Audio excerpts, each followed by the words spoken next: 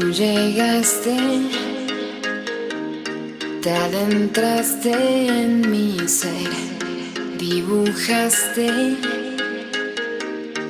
una rosa en mi piel, navegaste. Et salut à toutes et à tous, c'est le MJPM dans le bon droit.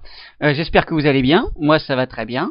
C'est une journée un peu spéciale, c'est la dernière journée donc de la saison pour le MJPM dans le bon droit. Donc on conclut par peut-être un nouveau format, le JT du MJPM. Je ne sais pas ce que vous en pensez. Pourquoi le JT du MJPM? Vous le savez, hein, les médias parlent en principe très peu de nous. Et quand ils le font, on préférait qu'ils s'abstiennent en fait. Bon, comme on est habitué, nous, MJPM, à un peu faire tout nous-mêmes, on s'est dit, pourquoi pas faire notre propre JT, hein? Bien sûr. Donc, voilà, première aujourd'hui, et on va réagir, une fois n'est pas coutume, à une émission, celle de France Culture.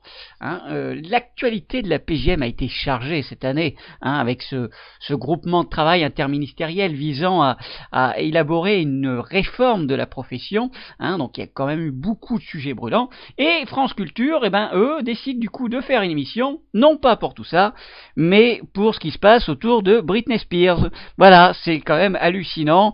Il faut attendre encore une fois un fait divers, alors certes d'une célébrité américaine, mais un fait divers plutôt négatif qui envoie une mauvaise image des mesures de protection, et en plus qui porte sur une mesure outre-Atlantique, pour qu'on s'intéresse un petit peu aux mesures de protection. Voilà, comme d'habitude. Petit aparté, du coup j'ai regardé un petit peu cette histoire. A priori, Britney Spears souhaite changer de tuteur. Donc Britney, si tu nous regardes, je suis disponible. Voilà, c'est dit. Donc revenons à nos moutons. Et en l'occurrence, à cette émission, plusieurs invités dans cette émission. Il y avait Anne Caron d'Église. Faut-il présenter Anne Caron d'Église? Je ne crois pas. Mais enfin, rappelez-vous, aujourd'hui Anne Caron d'Église est avocate générale à la Cour de cassation, et c'est une ancienne juge des tutelles. Et elle présidait le groupe de travail interministériel avant d'en claquer la porte.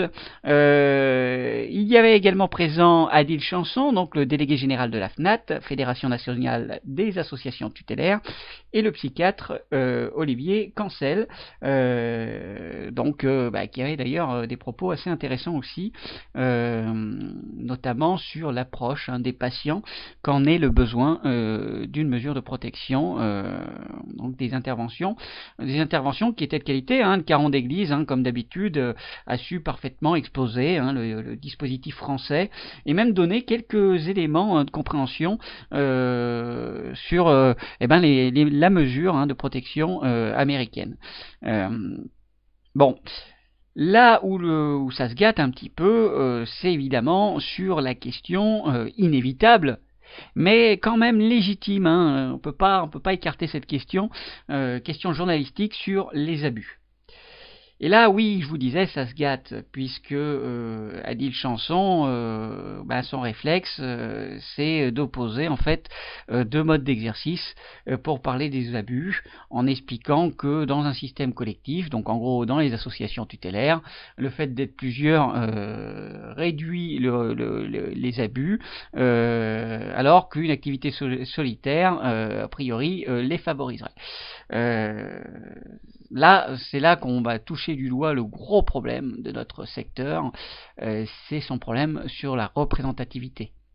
Il est légitime que chaque mode d'exercice ait sa fédération, sa ou ses fédérations, puisqu'il y a des organisations différentes, il y a un lobbying qui doit être différent, évidemment. Il y a des problématiques qui sont pas les mêmes, ça se comprend. Mais dans une émission comme celle-là, où le but, je crois, était quand même de parler du quotidien, de la réalité du terrain, de ce que sont aujourd'hui les mesures de protection, le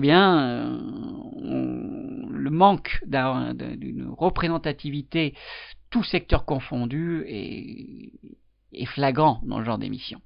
Là, on a une opposition, et on sent d'ailleurs la confusion du journaliste dès le début, puisque Il s'adresse à Adil Chanson comme s'il était mandataire judiciaire. Alors, il ne l'est pas, Adil Chanson. Il représente une fédération qui elle-même représente des institutions qui exercent certes des mesures de protection, mais ce sont des institutions qui représentent. Ce ne sont même pas les salariés qui travaillent dans ces associations et qui sont au contact quotidien des majeurs protégés. Donc voilà, ça pose ce problème-là et son propos va en hérisser plus d'un, et ce que je comprends. Alors je précise que j'exerce pas à titre individuel pour qu'il n'y ait pas de confusion, que je suis pas en conflit d'intérêt dans ce que je vais dire. J'exerce pas en tant qu'individuel, donc voilà. Mais je comprends que mes confrères individuels, qu'ils soient un MJPM individuel ou préposés d'ailleurs, eh bien se sentent vexés par ces propos qui sont faux, et j'y reviendrai à la fin, mais qui éludent les vraies réponses qui pouvaient être apportées à cette question légitime. La vraie réponse, à mon avis, elle était toute simple. Le MJPM passe une grosse partie de son temps à rendre compte. Donc le problème, c'est pas les brebis galeuses, le problème, c'est pas l'activité en elle-même, le problème, c'est l'insuffisance du contrôle. C'est le fait qu'il n'y ait personne, en fait, pour lire ce qu'écrit le MJPM. J'aurais aimé, moi, qu'on parle des comptes rendus de diligence, par exemple, sur la mission de protection de la personne. J'aurais aimé qu'on parle, surtout, des comptes rendus de gestion, sur la partie financière et patrimoniale, combien ils sont importants, ces comptes rendus de gestion. Et là, il n'y a personne pour les lire, ces comptes rendus de gestion qui sont établis annuellement. Il n'y a personne pour les lire, et le législateur en est conscient. Et dans sa loi de 2019, plutôt que de répondre à ce problème-là, il le contourne. Et ça, voilà, c'est ça qu'il fallait dire aujourd'hui dans le problème des abus, c'est que oui, 99% des MJPM exercent honnêtement et avec passion leur métier, et même avec dévouement, mais le 1% effectivement fait toujours l'affaire de gros titres, parce qu'il est détecté trop tard. Il est détecté trop tard, bien souvent, dans le cadre d'affaires retentissantes. Et ça, on peut y répondre avec les contrôles, tout simplement. On pouvait aussi, par ricochet, parler des revendications d'une partie de la profession, justement, pour en finir avec ces brebis galeuses qui ternissent en permanence notre image. On peut parler de cette revendication, par exemple, qui vise à avoir s'ériger à un ordre professionnel de MJPM. Et cet ordre professionnel aurait pour mission, par exemple, de rédiger un code de déontologie. Mais aussi, et à l'instar d'ailleurs d'autres ordres professionnels, on pourrait imaginer que cet ordre soit doté d'un pouvoir de contrôle et aussi un pouvoir disciplinaire qui serait complémentaire à celui des autorités de tutelle, c'est-à-dire le juge et DGCS. Donc voilà, c'est un petit peu dommage, et on aimerait vraiment, enfin moi en tout cas, et je ne suis pas le seul, voir émerger une représentativité, tout mode d'exercice confondu, de la profession. On exerce tous le même métier, et là dans ce cadre de cette émission qui visait à décrire un petit peu le quotidien d'une mesure de protection aujourd'hui, eh bien je pense que c'était plus la vocation d'une instance représentative de toute la profession plutôt que d'une instance représentative d'un mode d'exercice, et qui nous a par conséquent, et on le comprend très bien avec ce que je viens de vous dire, vendu un mode d'exercice plutôt que parler d'un métier. Et pour rebondir sur ce que disait Adèle Chanson, parce que c'est le problème quand on a des propos qui jettent un petit peu l'opprobre sur tel ou tel mode d'exercice, il faut s'attendre à ce qu'on évoque aussi certaines turpitudes d'un autre, du vôtre. C'est-à-dire que non, les associations n'évitent pas les dérives, les abus, et j'en veux pour preuve un arrêt datant de 2019, arrêt de la Cour d'appel de Saint-Denis de la Réunion, Cour d'appel de la Chambre, la Chambre sociale de cette Cour d'appel, et qui porte sur le licenciement d'une directrice d'association tutélaire.